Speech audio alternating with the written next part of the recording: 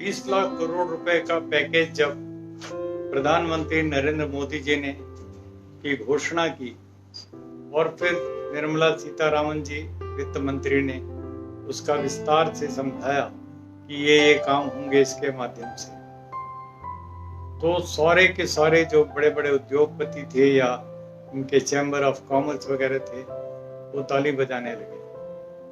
लेकिन इनकी खुशियां 2-3 दिन से ज्यादा नहीं रही। शेयर मार्केट भी नीचे गिरा धड़ाम से 1000 से भी ज्यादा, और साथ ही साथ सबको इसकी वास्तविकता का पता लगने लगा कि जिसको ये 10% कह रहे थे जीडीपी का, वो वास्तव में तो 1-1.5% ही निकला वास्तव में। और बाकी तो अब लिक्विडिटी के नाम पर पहले रिजर्व बैंक ने दिया था कुछ, और अब सरकार ने और उसको कह दिया कि जो छोटे छोटे उद्योग धंधे हैं, जिसको माइक्रो स्मॉल मीडियम एंटरप्राइजेस कहते हैं, MSME, तो उनके लिए आपने जो कुछ कहा इतने लाख करोड़, उस सारा का सारा लोन के रूप में है। आप बैंकों को कह रहे हैं कि तुम लोन दो इन्हें, हम गारंटी करते हैं। बैंक कतरा रहे हैं, बैंक कह रहे हैं नहीं भैया, हम बहुत पछता चुके पहले लोन दे करके, और वो सारा का सारा लोन हमें बट्टे खाते में डालना पड़ता है, और फिर सरकार हमारे ऊपर आती है कि तुमने ये क्या कर दिया, सारा पैसा बट्टे खाते में जा रहा। तो इस तरीके से बेचारे गरीब लोग, खास करके जो इस समय बंधुआ मजदूर हैं, बाल मजदूर हैं, इस समय जो लोग पूरी तरीके से निराश हताश होकर के अपने घरों को जा रहे हैं, उनके साथ भयंकर भयंकर अन्याय हो रहा, भयंकर। उनके दुख और पीड़ा को देख करके रोना आ रहा है। कल की बात है कि रामलीला मैदान गाजियाबाद में 11,000 मजदूर सुबह से दोपहर शाम तक चिलचिलाती धूप में बाहर खड़े रहे, और उनका रजिस्ट्रेशन का काम इतना लंबा चला, शाम तक भी पूरा नहीं हुआ। उसमें भी 2-2.5 हजार लोग बच गए। अब आज शायद उनको पूरा कर रहे होंगे, लेकिन तब तक और बढ़ जाएगा। आज नई दिल्ली स्टेशन में कोई 8 से 10 हजार मजदूर इकट्ठे हो गए। अभी जगह जगह पर हो रहा है, लेकिन सरकारों को पता नहीं क्या सांप सूंघ गया है कि वो इनके लिए पर्याप्त रेल और बसों की सुविधा और भोजन की सुविधा और जो मास्क वगैरह होते हैं जो मुंह को ढांकने के लिए, इस तरह का सैनिटाइजेशन का हम क्यों नहीं करते। मैं समझता हूं कि ये सरकारें फेल हो रही है पूरी तरह, चाहे वो केंद्र की सरकार है चाहे राज्य की सरकार है।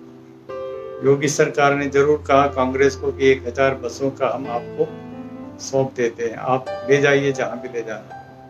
ये अच्छी बात है योगी जी, लेकिन गाजियाबाद में 11,000 मजदूर इकट्ठे हों और आपने 2-4 अफसर बैठा रखे उनके रजिस्ट्रेशन के लिए, क्या जरूरत है। रजिस्ट्रेशन से कितना परेशान है, पूरी प्रक्रिया से कितना परेशान है हमारा गरीब मजदूर, और फिर उसके बाद उनको ये पैसा वो पैसा उधर उधर देना भी पड़ रहा है। इन सब से छुटकारा दिलाइए। जिसको जहां जाना है, भैया ये रेल तुम्हारी है, ये बसें तुम्हारी हैं, तुम इसका इस्तेमाल करो, सुखी सुखी जाओ, अपने घर को वापस जाओ। बहुत सी राज्य सरकारें इसलिए भी नहीं जाने दे रही हैं, वो चाह रही हैं कि अब दोबारा से अब ये जो चौथा लॉकडाउन का चल रहा है, इसमें ढील दे करके कुछ उद्योग धंधों को चालू करें, और ये मजदूर यहीं के यहीं रह जाएं, घर वापस न जाएं। मजदूरों ने भी जिद पकड़ रखी है, अब हमें तुम्हारी नीयत पर कोई विश्वास नहीं, हम तो वापस ही जाएंगे चाहे कुछ भी हो जाए। मैं मजदूरों को बधाई देना चाहता हूँ, बहुत अच्छा फैसला, बहुत अच्छा निर्णय है ये।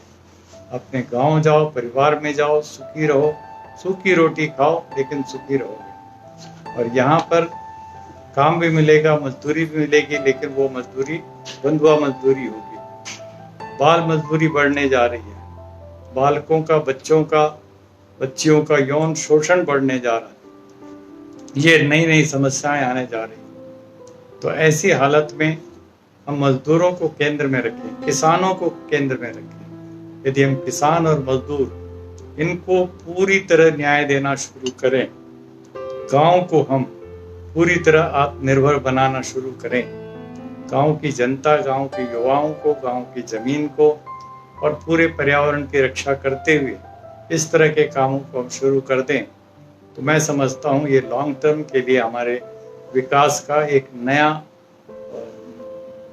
वो होगा, रास्ता होगा, और वो विकास समुचित होगा, होलिस्टिक होगा, और उससे हम सबको लाभ होगा।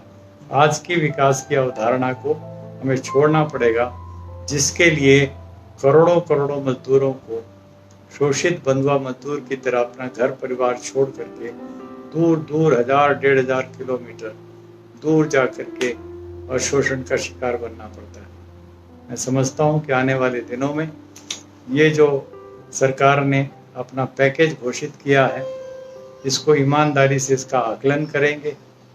10% GDP का कहते हैं तो उस पर ईमानदारी से उतना पैसा निकालें, चाहे उससे इनका जो बजट डेफिसिट होता हो, फिस्कल डेफिसिट जिसको कहते हैं वो हो, लेकिन उससे एक समाज करवट लेगा। और जब इन गरीब से गरीब लोगों के हाथ में कुछ क्रय शक्ति आएगी, परचेजिंग पावर आएगी, तो नीचे से इकोनॉमिक एक्टिविटी शुरू होगी और छोटे छोटे दुकानदार, उद्योग ये सब पनपने शुरू होंगे। और इनके लिए ज़रूरी है कि शराब की दुकानें बंद कीजिए, बंद करके और फिर इनके हाथ में पैसा भी दीजिए, ताकि देखें कितनी जल्दी अच्छा सुंदर विकास होता है। अपनी गलतियों के लिए निर्मला सीतारामन जी को दूसरों पर गुस्सा होने की ज़रूरत नहीं है। अपनी ईमानदारी का परिचय दें, अपनी सरकार की ईमानदारी का परिचय दें, और 10% GDP का जो कहा है वो उसको ईमानदारी से गरीब लोगों से शुरू करके नीचे से ऊपर की तरफ लाने की कोशिश करें। डायरेक्ट बेनिफिट ट्रांसफ़र की तरफ जाएं। जितना ये काम होगा उतना ही गरीबों को राहत भी मिलेगा और ग्रामीण अर्थव्यवस्था के सुधार से पूरा देश तरक्की की तरफ आगे बढ़ेगा। धन्यवाद।